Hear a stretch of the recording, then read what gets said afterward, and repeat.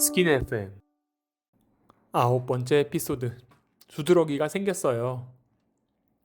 갑자기 피부에 두드러기가 확 올라왔어요.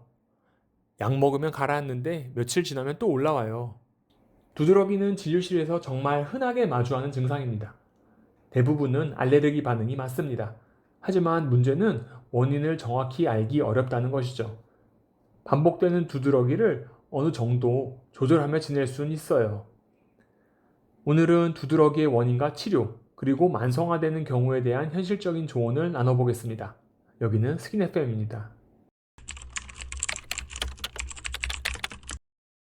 두드러기는 대부분 히스타민을 비롯한 면역 반응에 의한 알레르기 증상입니다.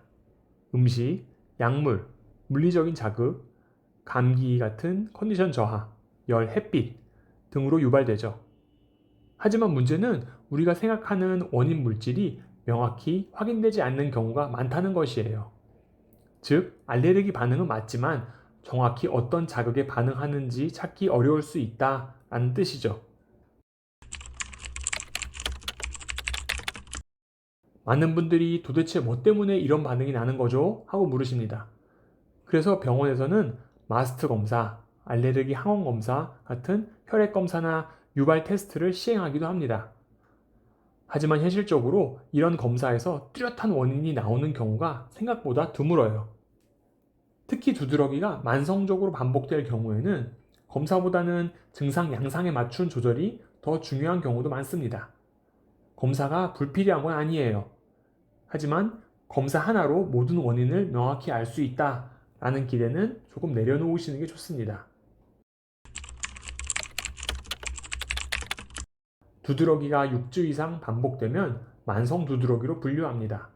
이 시점부터는 원인을 추적하는 것보다는 안정적으로 증상을 조절하는 데 초점을 맞춥니다. 특히 만성 두드러기의 경우에는 특정 항원에 의한 반응보다는 몸 안의 면역 시스템이 과민하게 반응하거나 피부가 자극에 민감하게 반응하는 상태로 유지되는 경우가 많아요.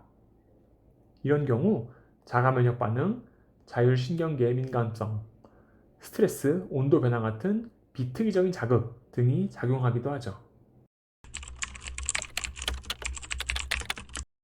항히스타민제를 복용하면 증상은 잘 조절되지만 끊으면 바로 다시 올라온다는 분들도 많습니다. 그 이유는 두드러기 치료의 목표가 완치보다는 조절 가능한 상태를 유지하는 것이기 때문입니다. 항히스타민제는 습관성도 아니고 내성도 거의 없고 장기 복용도 가능합니다. 중요한 건 증상이 좋아졌다고 너무 빨리 끊지 않는 것이에요. 의사와의 상담을 통해 천천히 감량하고 조절해 나가는 게 필요합니다.